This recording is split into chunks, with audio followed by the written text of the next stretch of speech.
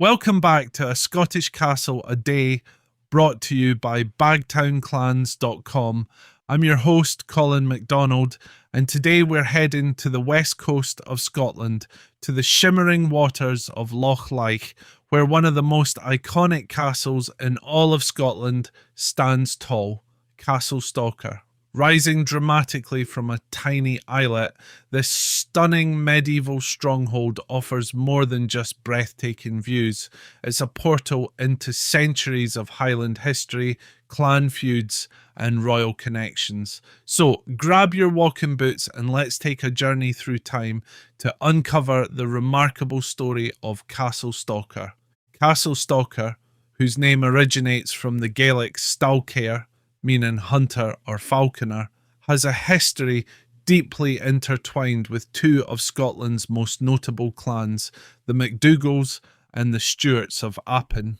Its story begins as far back as 1320, when this very site was believed to have hosted a simple fortified building known as a fortalice, constructed by the MacDougals when they were the powerful lords of Lorne. This was a time of great upheaval in Scotland, as the MacDougals had recently lost their title following their defeat by Robert the Bruce at the Battle of Brander Pass in 1308. However, they managed to regain their influence for a brief period, and Castle Stalker became one of their key strongholds.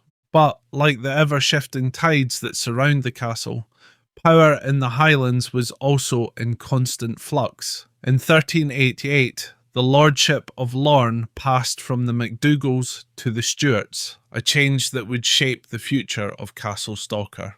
It was around this time that the castle we see today was likely built in its present form by Sir John Stuart, the Lord of Lorne. Now, Sir John was a man with ambitions both on and off the battlefield.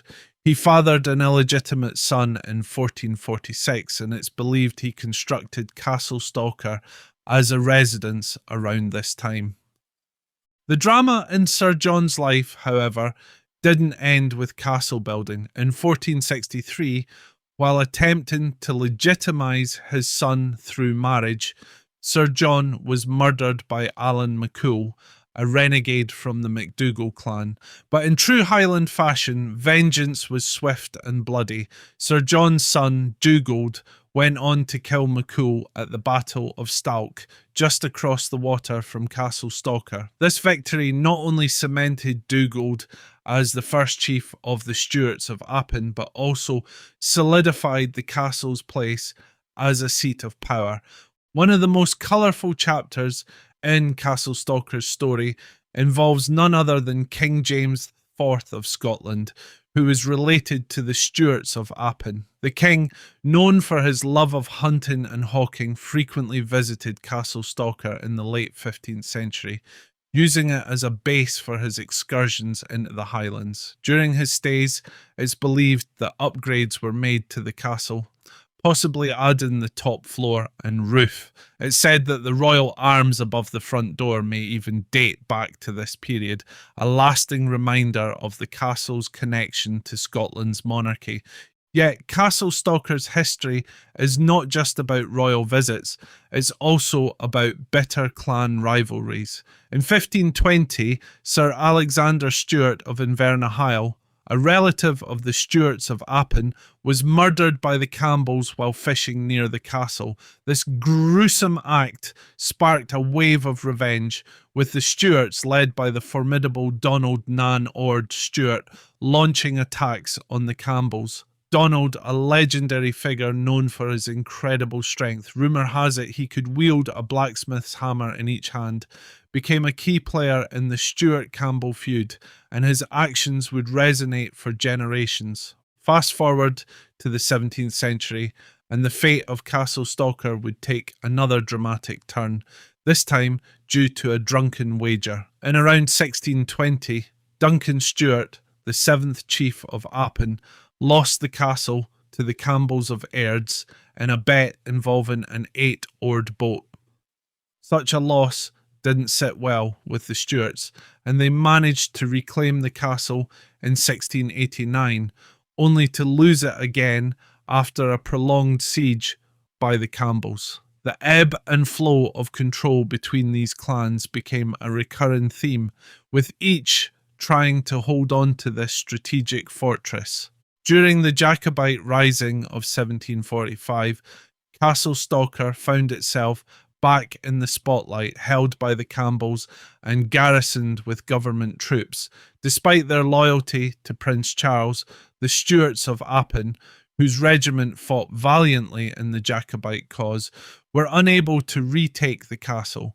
Its thick walls proved too strong for their small cannons, and the castle remained a vital link for government forces throughout the uprising. Following the disastrous defeat at Culloden, the castle became a place where Highlanders were forced to surrender their weapons, marking the end of an era for the clans. By the late 18th century, the Campbells had abandoned Castle Stalker, leaving it to fall into ruin.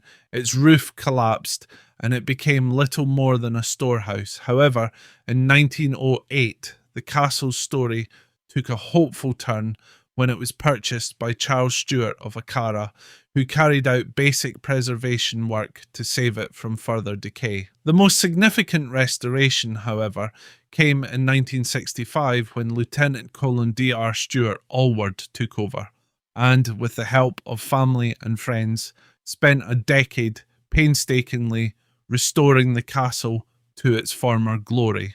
Today, Castle Stalker stands as one of the best preserved medieval tower houses in Scotland, its walls now fully habitable thanks to the dedication of Lieutenant Colonel Allward.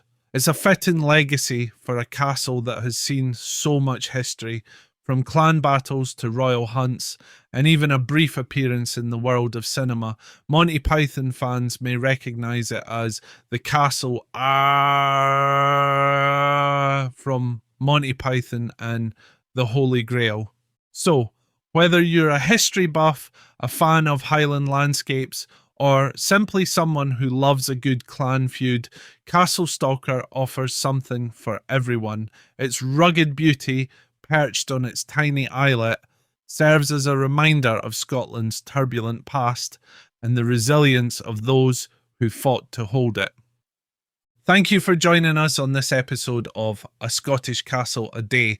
We hope you've enjoyed unravelling the rich history of Castle Stalker. Tune in tomorrow as we journey to another of Scotland's remarkable castles. I'm Colin MacDonald, and until then, Slán go Foil.